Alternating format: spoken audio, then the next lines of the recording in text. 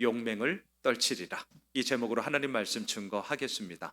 우리가 방금 본 다니엘서 11장은 논란이 되게 많은 성경이에요. 왜 이렇게 논란이 일어나는가? 대개의 경우에는 근거를 대고 있는 팩트가 잘못되면 논란이 일어납니다. 주장하고 있는 내용의 논지들이 틀린 것이면 논란이 일어납니다. 이게 맞니 틀렸니? 설왕설래하면서 논란의 이슈가 되는 것이 대개의 경우이잖아요. 그런데 오늘 다니엘서 11장은 그럼 왜 논란이 일어나는가? 희한한 건데요. 틀렸기 때문이 아니라 너무나 정확했기 때문에 논란이 일어났습니다. 참 희한하죠. 맞으면 맞는 대로 논란이 일어나고 틀리면 틀리는 대로 논란이 일어나고 그냥 이게 세상을 살아가는 거다. 그냥 받으시면 돼요. 정확해서 논란이 일어났습니다. 왜 이러한 논란이 일어났느냐? 이것을 대해서 인정하지 않고 반대하는 자들은 이렇게 얘기를 했습니다. 생각해봐라. 아니 어떻게 이렇게까지 정확할 수 있냐? 이거는 아무리 보아도 앞으로 일어날 미래에 대한 일을 다니엘이 기록한 것이 아니라 이미 지나간 과거의 역사를 후대의 사람들이 다니엘의 이름을 빌려서 기록한 것뿐이야. 이렇게 얘기를 하는 거죠. 자, 너무나 틀렸기 때문이 아니라 너무나 정확했기 때문에 논란이 일어나고 있는 성경이 바로 오늘 본문 11장입니다. 우리는 물론 분명합니다. 어떻게 이렇게까지 분명하고 정확할 수 있는가? 다른 이유가 아닙니다.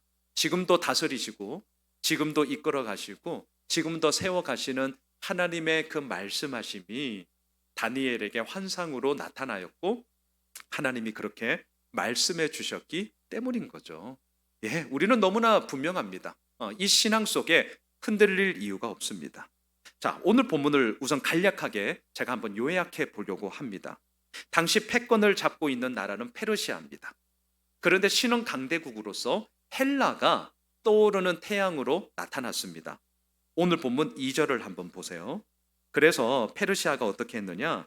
이제 내가 참된 것을 내게 보이리라. 보라, 바사에서, 바사가 페르시아예요. 또 새 왕들이 일어날 것이요. 그 후에 넷째는 그들보다 심히 부요할 것이며 그가 그 부요함으로 강하여진 후에는 모든 사람을 충동하여 헬라 왕국을 칠 것이다. 당연하겠죠. 나는 힘을 가지고 있는 기득권 세력입니다. 다른 신흥 강대국이 오릅니다. 어떻게 하시겠어요? 밟아야죠. 견제하는 게 당연합니다. 왜? 그렇게 하지 않으면 내가 지니까. 지금 그렇게 한 거예요.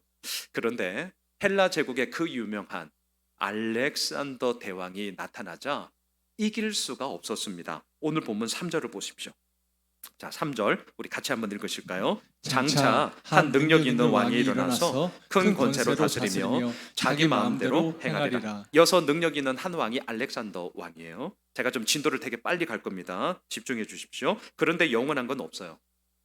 아무리 알렉산더 대왕이 대단하다 할지라도 유한한 인간이라는 사실은 벗어날 수 없습니다.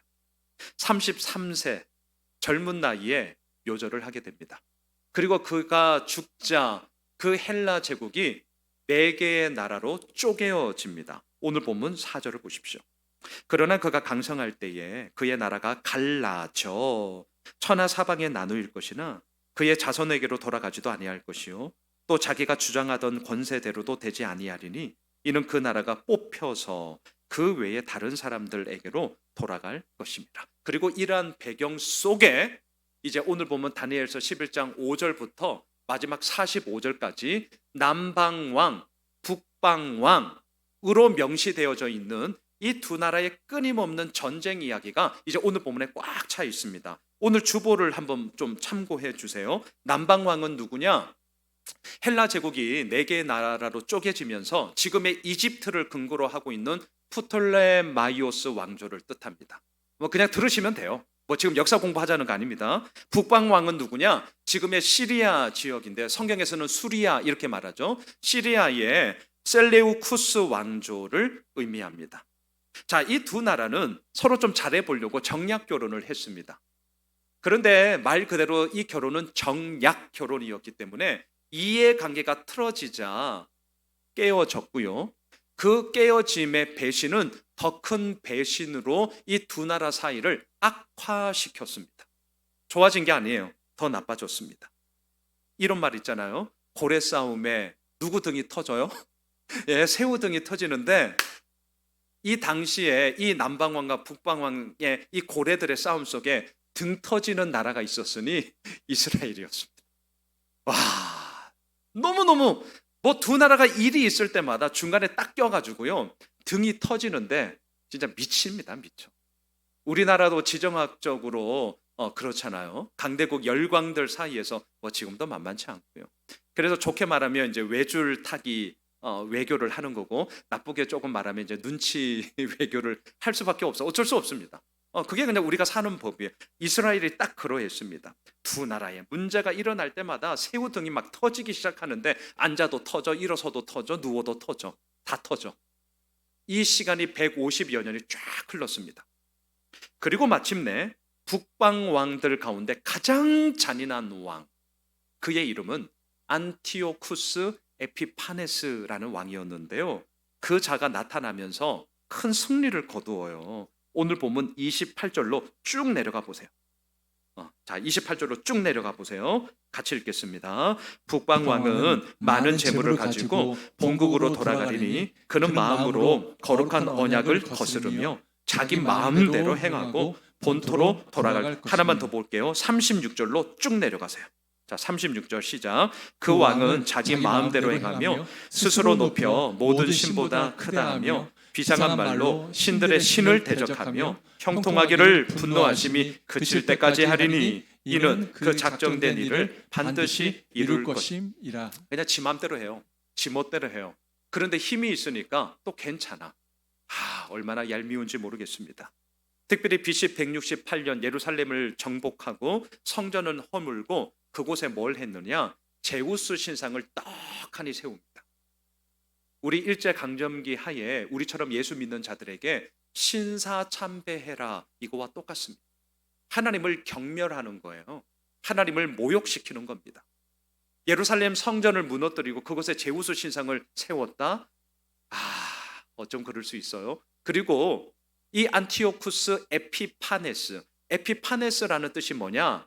나는 살아있는 신이다, 이 뜻이에요. 해도 너무하죠. 선 넘었어요. 이건 정말 선 넘은 겁니다. 나는 살아있는 신이야 라고 사람들로 하여금 부르라는 겁니다. 에피파네스요. 이제 누리게 되는 것이죠. 하지만 아시죠? 알렉산더 대왕이 그렇게 잘 나갔지만 33세에 요절했듯이 이 안티오쿠스 역시 유한한 인간일 뿐이었습니다. 45절을 보세요. 오늘 본문 마지막입니다. 자, 45절 보세요. 함께 읽읍시다. 그가 장막 궁전을 바다와 영화롭고 거룩한 산 사이에 세울 것이나 그의 종말이 이르리니 도와줄 자가 없으리라. 하나도 없었어요. 그리고 역사를 보면 어떻게 죽었냐? 병으로 쓸쓸하게 그렇게 그의 인생을 마감했습니다. 자, 이게 이제 오늘 본문의 내용이에요. 자, 보세요. 저는 오늘 역사 공부하자는 게 아닙니다. 저 잘 몰라요. 오늘 본문은 총 45구절입니다. 자, 45구절이 나와요. 그런데 그 중에 44구절, 그냥 쉽게 말하면 99%가 한마디로 말하면 안 좋은 얘기입니다. 뭐 더 이상 안 보셔도 돼요. 하등 좋은 얘기가 없습니다. 남방왕과 북방왕이 끊임없이 싸워요. 정략 결혼을 통해서 둘이 한번 어떻게 해보려고 했지만 그 결혼이 깨지면서 더 배신의 아픔으로 서로 피 튀기게 싸웁니다. 자기 멋대로 합니다. 자기 마음대로 합니다. 스스로 높아지려 했습니다. 스스로 큰 자다, 이렇게 말도 했습니다. 하지만 결국은 다 낮아 뻗었습니다. 자, 그런데 이제 오늘 저의 설교의 결론이자 핵심 포인트는 여기입니다. 너무나 감사하게도요, 마치 칠흑 같은 어둠 속에 한 줄기 빛이에요. 자, 오늘 본문의 구도가 딱 이겁니다. 45구절 가운데 44구절이 하나도 좋은 게 없습니다. 깜깜한 흑암이에요. 그런데 유일하게 딱 한 구절이 밝은 빛처럼 쫙 내리쬐요. 지금 상상하셔야 됩니다. 자, 그 밝은 빛의 구절이 몇 절이냐? 32절이. 같이 읽읍시다. 그가 또 언약을 배반하고 악행하는 자를 속임수로 타락시킬 것이나 오직 자기의 하나님을 아는 백성은 강하여 용맹을 떨치리라. 아멘. 이 구절 하나밖에 없습니다. 네, 좋은 구절은 이거 하나밖에 없습니다. 그래서 오늘 설교의 결론을 여기에 집중해서 제가 나누고자 합니다. 저는 오늘 이 말씀을 묵상하면서 이런 생각이 들었습니다. 다니엘서 11장 이 나오는 전체적인 구도를 보아하니 예수 믿고 살고 있는 우리의 삶의 구도와 똑같구나. 왜? 99%는 싸우고 깨지고 부서지고 무너지는 이야기밖에 없어요. 딱 한 구절만이 하나님을 아는 백성은 강하여 용맹을 떨치리라. 이것밖에 없거든요. 여러분은 어떠셔요? 우리 하는 일은 다 다릅니다. 우리 교회도 여러 많은 직분이 계세요. 하는 일 우리 다 다르거든요. 하지만 어떠셔요? 참 쉽지 않습니다. 사장님들은 사장님대로 힘들고요. 또한 직장에 속해서 일하시는 우리 샐러리맨들은 또 샐러리맨대로 그 어려움들이 있습니다. 다 어려워요. 오늘 본문의 구도와 똑같습니다. 좀 더 한번 확장해 볼까요? 제가 왕왕 말씀드리잖아요. 우리 대한민국의 크리스찬 비율이 몇 프로나 될까? 5년마다 한 번씩 국민 총 통계 자료가 나오기 때문에 조사하기 때문에 5년마다 한 번씩인데요. 대략 17%, 조금 낮게 잡으면 15% 봐요. 그리고 좀 많게 잡아도 20% 안 넘습니다. 그러니까 100명 중에 20명은 예수 믿고 80명이 예수 안 믿습니다. 좀 더 가볼까요? 대학 캠퍼스, 제가 이걸 몇 번 말씀드렸죠. 놀라지 마세요. 복음화율이 3% 미만이에요. 100명 중에 3명 예수 믿습니다. 97명 안 믿어요. 네. 그래서 CCC나 IBF 등등 내노라는 선교단체들은 실상을 좀 보면 명목은 유지하지만 그 외의 이름을 갖고 있는 단체들 죄송하지만 너무너무 힘이 듭니다. 집회를 해도 안 모여요. 그런 실정입니다. 자, 제가 지금 왜 이 말씀을 하느냐? 오늘 다니엘서 11장에 나오는 구도가 우리가 살아가는 이 현실의 구도와 지금 똑같다는 거예요. 자, 이걸 우선은 생각하죠. 똑같습니다. 온통 전쟁 얘기고 싸우고 부서지고 무너지고 실망하는 얘기입니다. 그런데 저는 오늘 말씀을 통해서 이런 질문을 그래서 던졌습니다. 하나님, 그래서 어쩌라고요? 하나님, 그래서 우리에게 이 다니엘서 11장을 통해 말씀하시려는 게 뭐예요? 결론부터 그냥 말씀해 주세요. 역사 공부하자는 것도 아니고 분명히 성경을 읽었는데 오늘 본문은 온통 전쟁 얘기고 안 좋은 얘기밖에 없습니다. 도대체 뭘 얘기하시려고 하는 겁니까? 이게 저의 오늘 질문이었고요. 이 질문에 대한 답을 저는 이렇게 정리했습니다. 한번 들어봐 주세요. 11장에 나오는 45구절 가운데 무려 44구절, 99%가 싸우고 부서지고 넘어지는 얘기다. 온통 전쟁 얘기다. 싫다. 그리고 더 싫은 것은 우리가 사는 이 땅 역시 똑같다는 거다. 하지만 하나님은 우리에게 말씀하신다. 아무것도 두려워하지 말고 걱정하지 마. 내가 너를 나의 백성으로 삼았어. 그리고 기대해. 내가 너를 강하고 용맹을 떨치는 나의 통로로 사용할 거야. 이게 오늘 저의 설교의 결론입니다. 오늘 본문은 32절에 포인트를 두고 제가 말씀을 나누고자 합니다. 오직 자기의 하나님을 아는 백성은 강하고 용맹을 떨치리라. 두 부분으로 제가 나누어 볼게요. 하나님을 아는 백성, 두 번째, 강하고 용맹을 떨치리라.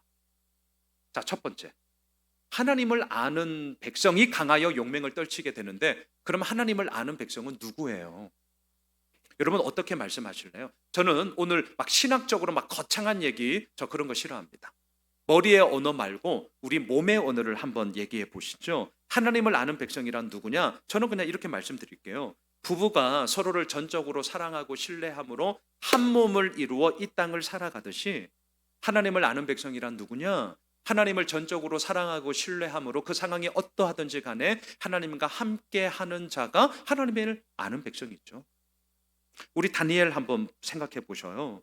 10대의 나이에 바벨론의 포로로 끌려왔습니다. 국비 장학생으로 뽑혔습니다. 그리고 교육을 받는 과정 가운데 왕의 명령이 믿음을 저버리는, 신앙을 저버리는 불신앙의 길을 가야만 했습니다. 어떻게 했습니까?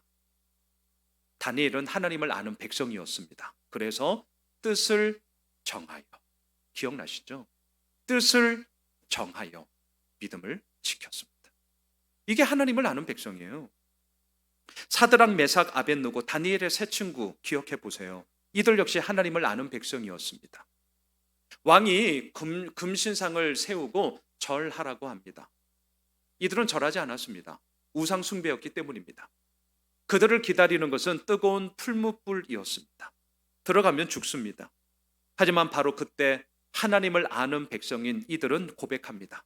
그리 아니하실지라도. 이게 하나님을 아는 백성이라니까요. 그리 아니하실지라도.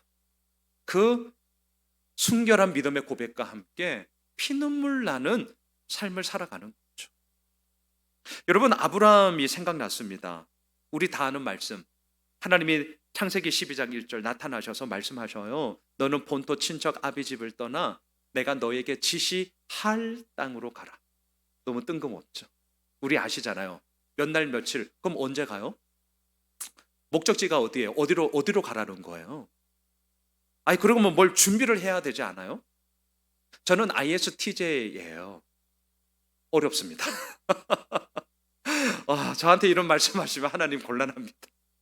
언제, 어디서, 어떻게, 무엇을 이렇게 말씀해 주지 않으시면 이제 제 계획을 세워서 제 마음대로 하는 형이거든요. 그런데 아브라함 ISTJ 아니었나? 아브라함은 순종했어요.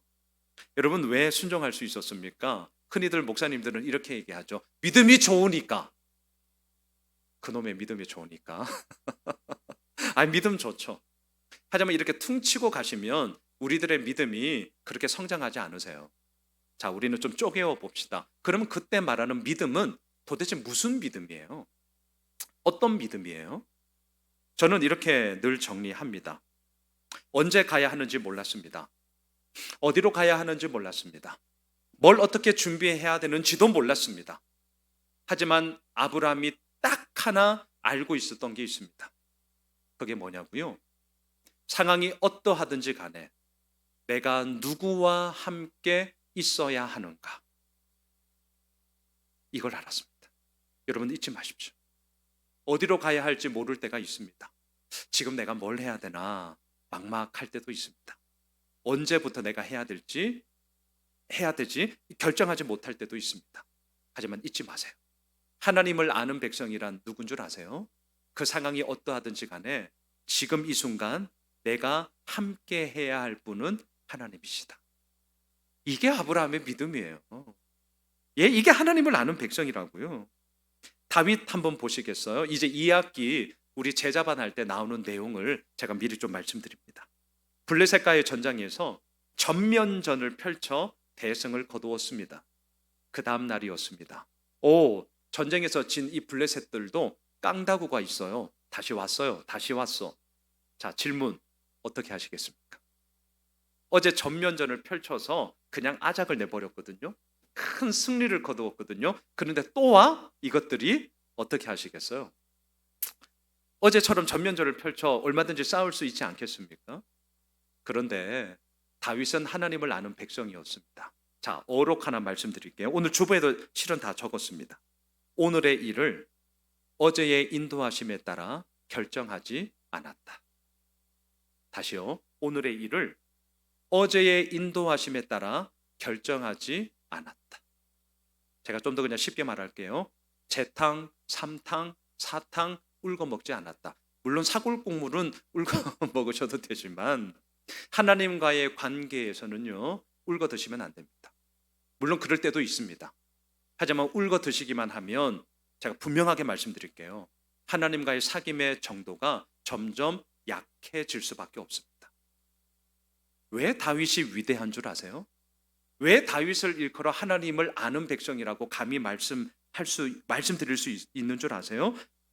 오늘의 일을 어제의 인도하심에 따라 결정하는 것이 아니라 오늘의 일은 오늘 하나님께 무릎 꿇어 물으며 그 인도하심을 구했기 때문입니다. 그렇게 기도했더니 전면전이 아니라 기습작전을 통해 승리하게 하시는 하나님의 역사를 우리는 보게 되는 것이죠. 저는 기도하는 게 있습니다. 수요 저녁 예배 때마다 우리 기도하는 시간 많이 가지잖아요. 늘 첫 번째 기도 제목이 말씀 붙잡고, 그리고 아울러 개인의 기도 제목 붙잡고 우리 기도합시다 하고 저도 기도하거든요. 저도 제 기도해요. 막 리얼하게 기도하거든요. 아마 기도 안 하시고 양 목사가 뭐 기도하나 이렇게 들으시는 분들은 아마 이런 기도 들으실 거예요. 저 거의 빼놓지 않고 하는데 이런 기도합니다. 하나님, 저 목사이기 전에 양순웅으로서 그냥 한 사람의 성도로서 신실한 그리스도인으로서 저 살게 해주세요. 이거 진짜 제 마음이거든요. 저 거의 이 기도해요. 그러면서 제가 뭘 생각을 하냐면, 사도 바울 선배 목사님, 우리 사도 바울이 사역을 하면서 하나님의 사람, 하나님을 아는 백성으로서 변화되어지는 모습을 정말 많이 생각합니다. 저도 그러고 싶거든요. 여러분 자막 한번 보셔요. 사도 바울이 사역 초기일 때에 어떠한 고백을 했느냐? 고린도전서 15장 9절에 보면 우리 같이 한번 읽으시죠. 시작. 나는 사도 중에 가장 작은 자라. 나는 하나님의 교회를 박해하였으므로 사도라 칭함받기를 감당하지 못할 자니라. 이 고백은 사역 초기. 그러니까 우리로 말하면, 이제 저로 말하면 한 전도사, 강도사, 그리고 부목사 초반. 저는 20대부터 꽤 빨리 사역을 했거든요. 저를 돌아볼 때는 한 30대까지 저의 사역의 좀 초기다. 나는 사도 중에 가장 작은 자다. 저로 빗대어서 말할게요. 나는 목사들 중에 가장 작은 자죠. 이렇게 이제 겸손 떠는 거죠. 사역 초기의 고백이에요. 자, 시간이 지났습니다. 사역 중기로 접어들어요. 계속 자막을 보십시오. 에베소서 3장 8절을 보시면, 읽으시면서 비교 대상이 바뀌어져요. 한번 확인해 보세요. 시작. 모든 성도 중에 지극히 작은 자보다 더 작은 나에게 이 은혜를 주신 것은 청량할 수 없는 그리스도의 풍성함을 이방인에게 전하게 하시고. 예, 비교 대상이 바뀌어요. 이게 하나님을 아는 백성이라니까요. 처음에는 사도들이었습니다. 처음에는 함께 사역하는 목사들이었어요. 그래서 어느 목사 잘 나간대. 그래? 한번 보고 뭐 이러는 거예요. 근데 이제 저를 볼 때 저의 사역의 중기는 언제일까? 40대부터 50대 한 중반까지 아닐까? 아마 그렇게 될 것 같습니다. 사역 말기는 이제 50대 중반부터 제가 은퇴하는 때까지 이제 그렇게 될 것 같은데요.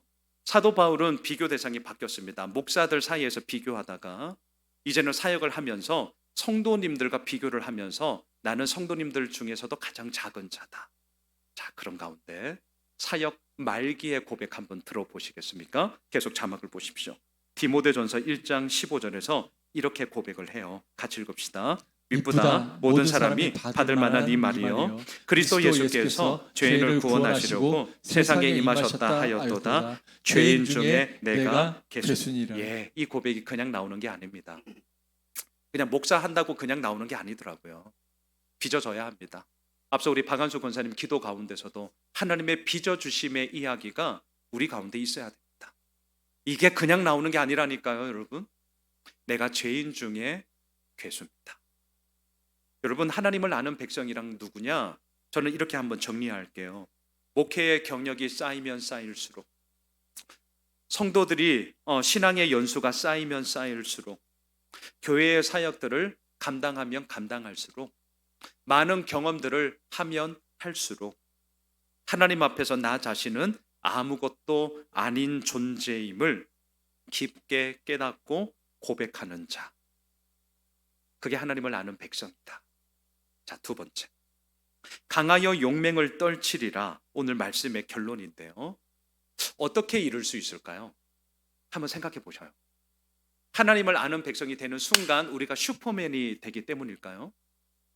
하나님을 아는 백성이 되는 순간 우리가 원더우먼이 되기 때문입니까? 물론 그렇지 않습니다. 강하여 용맹을 떨치리라. 어떻게 이룰 수 있는가? 그것은 우리가 알고 있고 믿고 있는 하나님이 강하시고 용맹을 떨치시는 분이시기 때문이에요. 그리고 그 하나님이 우리를 당신의 도구로 삼아 주시기 때문인 거죠. 다니엘을 보세요. 사자굴에 던져졌지만 조금도 상함이 없지 않았습니까? 사드락 메삭 아벳느고를 우리는 보았습니다. 풀무불 속에 던져졌지만 몸 하나 상하지 않고 멀쩡했단 말이죠. 저는 이 부분을 묵상하다가 하나님을 아는 백성이 우리는 되었습니다. 우리 예수오메실 가족들 진짜 하나님을 아는 백성으로 지금 나아가고 있습니다. 하나님 그렇다면 강하여 용맹함을 떨치리라, 이 결과물을 우리에게 허락해 주십시오. 정말 기도 많이 했거든요. 그러는 가운데 저에게 생각났던 말씀, 제가 이 부분은 몇 번 말씀드린 말씀이기도 합니다. 한번 자막 보세요. 역대하 20장 21절에 이 강하여 용맹함을 떨치리라, 하나님이 어떻게 펼쳐가시는지 이 사건이 생각났습니다. 자, 같이 한번 읽으시죠. 백성과 더불어 의논하고 노래하는 자들을 택하여 거룩한 예복을 입히고 군대 앞에서 행진하며 여호와를 찬송하여 이르기를 여호와께 감사하세, 그의 인자하심이 영원하도다 하게 하였더니. 배경이 이렇습니다. 모압, 암몬, 마온, 이 세 나라가 연합군을 형성해서 지금 남유다를 공격하고 있습니다. 전쟁이 일어난 상황이에요. 그런데 참 희한한 것은 뭐냐, 그 전쟁터 한복판에서 방금 읽었습니다. 왕과 백성들이 의논했어요. 그리고 결정한 게 있습니다. 제가 그냥 좀 센 얘기를 할게요. 미친 결정을 했는데요. 그것은 뭐냐, 찬양대를 전쟁하는 전쟁터 가장 최전방에 찬양대 가운 입혀서 세우자는 거였습니다. 지금 그 구절을 읽으신 거예요, 여러분들이. 그리고 더 미친 결정을 합니다. 찬양대가 맨 앞에 서서 찬양대 가운을 이렇게 입고 찬양을 하는데 노래 가사가 뭐예요? 여호와를 찬송하여 이르기를 여호와께 감사하세. 미쳤구나. 아니, 생각해 보세요. 이거 남 얘기라고 그냥 넘어가지 마시고, 아이고 참 은혜로운데, 제발 그러지 마시고. 미쳤죠. 우리 찬양대, 우리 중창단 이렇게 앞세우고 이범철 장로님 맨 앞에 앞세우고 나는 맨 꼬바리에 있고 장로님 돌격 앞으로 이렇게 비웃어야 된단 말이죠. 미친 짓이에요. 상식적으로는 완전 무장한 군인이 최전방에 서야죠. 그리고 진짜 군악대가 용기 주려고 저 뒤에서 뭐 빵빠빵빵 뭐 그럴 수는 있습니다. 하지만 어떻게 이럴 수 있어요? 더군다나 찬양하는데 감사하세요. 이건 집단적으로 미치지 않는 이상은 정말 이렇게 하면 안 되면 할 수가 없습니다. 이건 자살 행위예요. 자, 그런데 오늘 본문과 제가 연결해 보겠습니다. 이들은 누구냐? 하나님을 아는 백성입니다. 분명합니다. 다시요, 이들은 하나님을 아는 백성이에요. 그럼 오늘 결론, 강하여 용맹을 떨쳐야 되는데 아무리 봐도 미친 짓을 하는 건데 어떻게 하나님의 강함과 용맹함이 떨쳐져 나오게 되는가? 계속 자막을 보십시오. 20장 22절 23절에서 생각지도 못한 하나님의 강함의 이야기가 나옵니다. 함께 읽읍시다. 그 노래와 찬송이 시작될 때에 여호와께서 복병을 두어 유다를 치러 온 암몬 자손과 모압과 세일산 주민들을 치게 하심으로 그들이 패하였으니 곧 암몬과 모압 자손이 일어나 세일산 주민들을 쳐서 진멸하고 세일 주민들을 멸한 후에는 그들이 서로 쳐 죽였더라. 그렇습니다. 자중질환으로 지들끼리 지지고 볶고 싸우면서 지들끼리 망하게 하셨다는 거예요. 하나님의 강함과 하나님의 용맹함, 말씀을 정리하겠습니다. 저는 오늘 본문을 준비를 하면서 저에게 이렇게 물었습니다. 자, 좋아, 양 목사. 설교 그럴싸해. 오늘 본문 긴데 핵심 포인트 딱 잡고 좋아. 성도들에게 이거 하나 딱 남기면 돼. 잘했어. 그런데 질문하자. 강하여 용맹함을 떨치리라. 아멘. 진짜 아멘인데, 그러면 너 설교로 끝내지 말고 너는 너의 인생 가운데 하나님의 일하심이 어떻게 나타났어? 저에게 물은 거예요. 저는 이렇게 잘하거든요. 선뜻 대답이 안 나왔어요. 내가 묻고 내가 답하는 건데 선뜻 대답이 안 나왔어요. 여러분 그런 거 있잖아요. 이제 다음 주부터 목장 모임 할 때 이렇게 질문, 적용 질문이니까 뭔지 알겠어요. 근데 막상 대답하자니 많은데. 그래서 뭐요? 하나만 얘기해 보세요. 뭐 이런 거. 제가 그 상황이었어요. 전 많아요. 여러분 없으면, 만일에 없으면 목회하면 안 됩니다. 큰일 납니다. 본인도 죽고 남도 죽이는 거예요. 그러면 안 되거든요. 전 많거든요. 근데 왜 선뜻 생각나는 게 없을까? 제가 그 이유가 뭔지를 알았습니다. 왜 그랬냐? 너무 거창한 거, 너무 대단한 거. 성도님들 앞에서 제가 이 얘기를 딱 했을 때 그 어느 누가 반박해도 내가 꿀리지 않는 거. 이거를 내가 찾으려고 했기 때문에 선뜻 대답이 안 나왔던 거예요. 그래서 제가 그걸 딱 아는 순간 제가 기도했습니다. 하나님, 제가 이 질문 하나님께서 답을 주시면 제가 이제 주일 설교 결론으로 제가 얘기할 거고, 답 안 주시면 뭐 결론 그냥 달리 그냥 은혜롭게 마치겠습니다. 그냥 질문만 염두에 두고 제가 굳이 답 찾으려고 하지 않았습니다. 자, 이제 따끈따끈한 얘기 할게요. 그러다가 어제 새벽, 따끈따끈한 얘기. 어제 새벽 우리 심연철 집사님이 앉아있는 바로 저 자리, 제가 늘 새벽에 설교 마치면 제가 저 자리에서 기도하거든요. 기도를 했어요. 그런데 기도를 하고 있는데 염두에 두죠. 염두에 두고 있죠. 기도를 하고 있는데 어떤 생각이 떠올랐느냐, 그게 뭐냐, 오늘 주보 칼럼입니다. 오늘 주보 칼럼이 생각이 났습니다. 저는 팀 켈러 목사님의 CT2 CT 사역팀, 그곳에서 이제 개척하기 전에 2년 동안 개척 준비를 훈련을 받았습니다. 뭐 많은 강의들, 유수한 목사님들 외국에서 오셔서 물론 통역이 붙어서 저를 알아듣지 못합니다. 통역 하시면서 뭐 많은 강의가 있었습니다. 다 까먹었습니다. 다 까먹었어요. 없어요, 제 머릿속에. 근데 유일하게 딱 하나 남아있는 게 오늘 제가 주보의 칼럼에 썼던 이 시간입니다. 이 시간은 제가 지금도 생생하게 기억하고 있습니다. 강사 목사님이 이렇게 질문했습니다. 여러분, 이제 교회 개척 준비하시는 거죠. 질문 한번 합시다. 교회 개척 성공의 기준이 뭐예요? 뭘 해야 교회 개척하셨는데 목사님 성공하셨네요 라고 답을 들을 수 있다고 생각하십니까? 여러분도 어떻게 생각하세요? 여기에 이제 사업하시는 분들, 뭐 어떻게 해야 사업 성공하신 거예요? 다 셀러리맨들 계세요. 뭘 어떻게 해야 그 직장 생활이 성공했다라고 답하실 수 있겠습니까?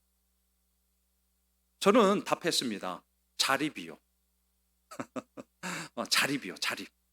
여러분, 자립을 하려면 어떻게 해야 됩니까? 성도수가 늘어야죠. 성도수가 늘어나면 어떻게 되겠습니까? 그래도 개중에는 헌금하는 분들이 그래도 많아질 것 아닙니까? 또 헌금하는 분들이 많아지면 어떻게 됩니까? 교회 재정이 이제 어떠한 사역들을 펼치는 데 자양분이 될 수 있는 거죠. 그리고 그 사역들을 펼치면서 교회가 세워질 때 사람들은 말합니다. 저 교회 자립했어. 사람들은 말합니다. 목사님, 교회 개척 성공하셨네요. 예, 저는 자립을 생각했습니다. 그런데 그때 강사 목사님이 이렇게 말씀하셨어요. 주보 한번 칼럼 보세요. 첫 번째, 개척하기 전보다 개척한 이후 목사인 당신이 하나님을 더 사랑하십니까? 두 번째, 개척하기 전보다 개척한 이후 아내와 당신의 자녀가 목사인 당신을 향하여, 목사 말고 남편, 아빠를 향하여서 사랑해요 라는 말을 듣고 계십니까? 세 번째, 회심자의 숫자가 증가했습니까? 네 번째, 교회의 재정이 건강한 방향으로 쓰여지고 있습니까? 다섯 번째, 당신이 목회하는 성도님들이 세상 가운데 제자도의 삶을 살고 계십니까? 저는 3번부터 5번의 이런 항목들은 좀 생각은 하고 있었습니다. 그런데 제가 충격을 받았던 이유는 1번과 2번의 질문이 교회 개척 성공의 기준으로 단 한 번도 매칭시켜 본 적 없습니다. 이거 가지고 교회 개척 성공했다라는 생각을 해본 적이 없어요. 그래서 제가 충격을 받았고, 벌써 한 9년 전의 얘기인데 지금도 제가 생각하고 있고 지금도 설교를 하고 있습니다. 이제 다음 주면 예수 호미슬 교회가 7주년이 됩니다. 누군가 저에게 목사님은 교회 개척 성공하셨어요? 라고 물으신다면 저는 대답할 수 있습니다. 저 성공했습니다. 여러분, 저 성공. 교만하게. 근데 저 성공했어요. 하지만 이유가 있습니다. 이유가 있어요. 제가 이렇게 말을 할 수 있는 이유는 다른 게 아닙니다. 저는 시간이 지나면 지날수록 진짜 저 목사이기 전에 저 몸부림치거든요. 저는 한 사람의 성도로서 하나님 앞에 온전히 서고 싶은 마음이 굴뚝 같은 사람입니다. 근데 정말 하나님 더 사랑해요. 진짜요. 하나님 더 사랑해요. 어제 저녁 제가 오늘 설교를 준비하기 위해서 다시 한번 확증을 받고자 저녁을 먹고 나서 우리 가족이 둘러앉아서 아이스크림을 먹으면서 달달한 거 먹인 거죠. 아내와 아들들에게 말했습니다. 정확하게 말하면 첫째는 그때 게임을 하고 있어서 못 물었고요. 정직하게 말해야지. 둘째와 셋째에게는 제가 물었습니다. 먼저 아내에게, 여보, 시간이 지나면 지날수록 남편으로서 내가 어때? 점점 더 사랑스럽지. 뭐 대놓고 이제 엎드려 절받기 하는 거죠. 그럼 그러면서 이제 격려의 얘기를 해줬습니다. 이제 무뚝뚝한 우리 아들들, 둘째와 셋째, 첫째는 게임하고 자빠지고 있고 둘째와 셋째에게 어때? 이렇게 아빠가 시간이 지나서 너희들 커가면서 아빠가 더 사랑스러워? 존경하기는 하는데 둘째가 이 얘기를 했어요. 아빠 존경해. 아니 존경 말고 사랑. 그랬더니 이놈이 이렇게 얘기해요. 사랑이 뭐야? 환장하겠네 진짜. 그래서 딱 그때 생각난 게 뭐냐면, 너 맛있는 거 먹을 때 아빠 엄마 생각나? 그게 사랑이야. 지혜롭게 대답을 잘했어요. 그랬더니 생각나. 그래. 셋째, 너는 어때? 생각나. 성도님들로부터 종종 이런 얘기를 듣습니다. 목사님, 성경이 뭘 말하는지 목사님은 다른 얘기 아니라 성경에 있는 그대로의 얘기를 해주셔서 너무나 감사해요. 목사님, 그동안 몰랐던 말씀을 목사님 설교를 들으면서 이런 거였구나 알게 되어서 너무나 감사해요. 목사님, 성경을 정말 이렇게도 볼 수 있군요. 바라보는 관점의 지경이 넓어져서 참 감사합니다. 이런 얘기 저 듣습니다. 얼마나 고마운지 몰라요. 얼마나 힘이 되는지 몰라요. 여러분, 해심자의 숫자가 저희 교회를 통해서 증가하고 있습니다. 교회 재정이 건강한 방향으로 움직이고 있고요.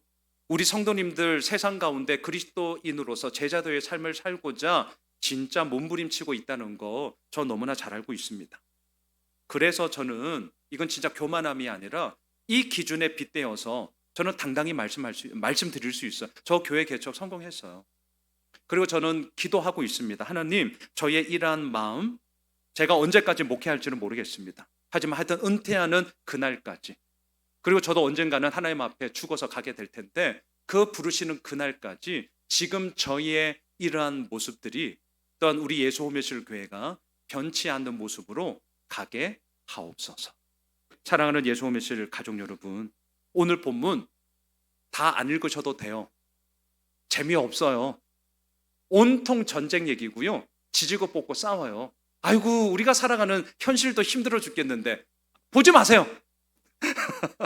그런데 오늘 보면 32절 딱 한 구절은 붙잡으십시오.